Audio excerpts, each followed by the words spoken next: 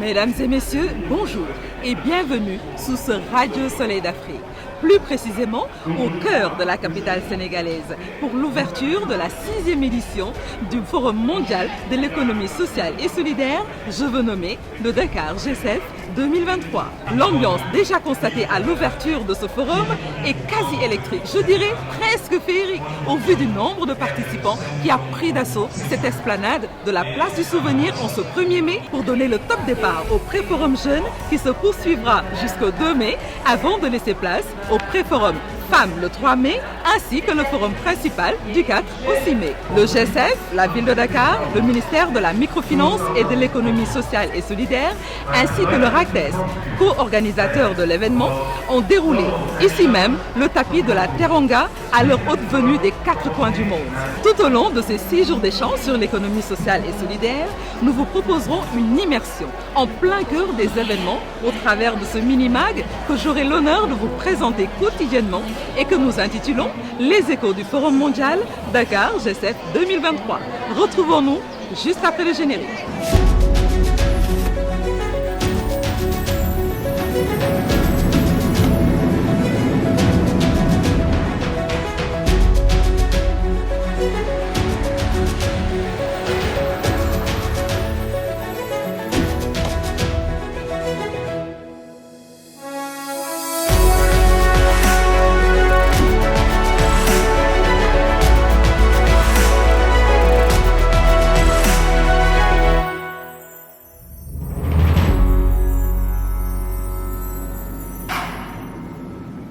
Comme je vous le disais à l'entame, le Forum mondial de l'économie sociale et solidaire pour sa 6e édition se déroule sur le continent africain, ici à Dakar.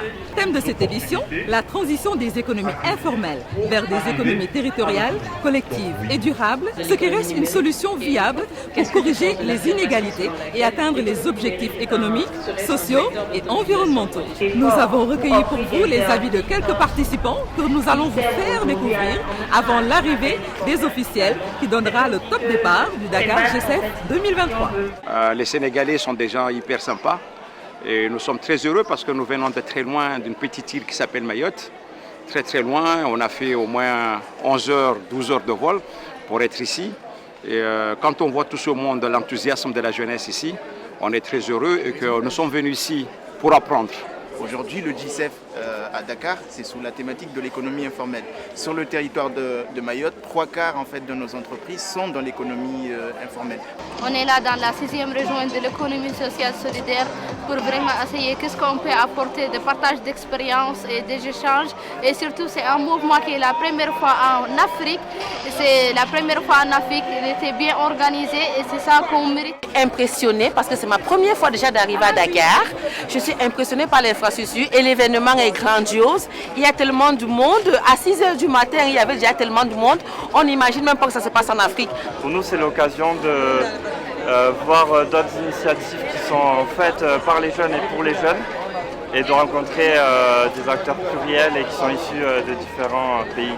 On vient du Canada, du Québec. Et puis je trouve que c'est merveilleux cette initiative et ça se passe super bien le moment. Et puis félicitations là, pour ce forum-là.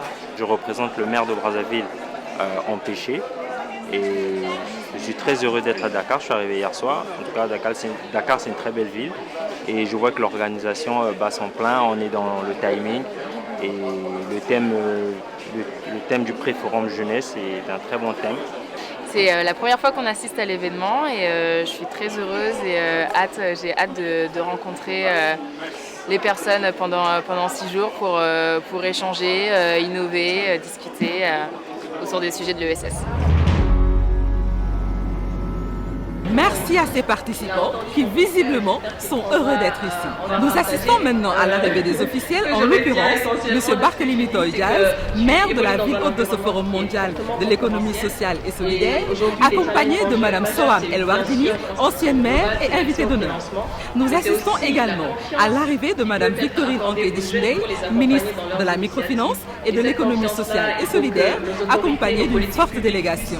La cérémonie d'ouverture de ce pré-forum jeune, comme vous pouvez le constater sur ces images, a refusé du monde et a noté l'allocution tout d'abord de M. Sobel Aziz Ngom, directeur exécutif du consortium Jeunesse Sénégal, ensuite de M. Barthélémy Toye Dias, maire de la ville de Dakar, et enfin de Mme Victorine Ankédiche-Ndeye, ministre de la microfinance et de l'économie sociale et solidaire. La cérémonie s'est poursuivie par une visite des officiels au village des ODD, les objectifs de développement durable. S'en suivi des séances sur scène présentées par plusieurs speakers. Il est à rappeler que ce pré-forum jeune se poursuivra jusqu'au 2 mai et restera centré sur le rôle essentiel de la jeunesse dans l'économie sociale et solidaire.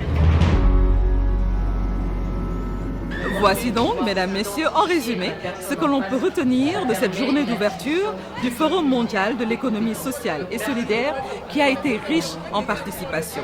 Ce qui, de mon point de vue, augure des lendemains d'espoir en ce qui concerne les problématiques liées à l'économie sociale et solidaire.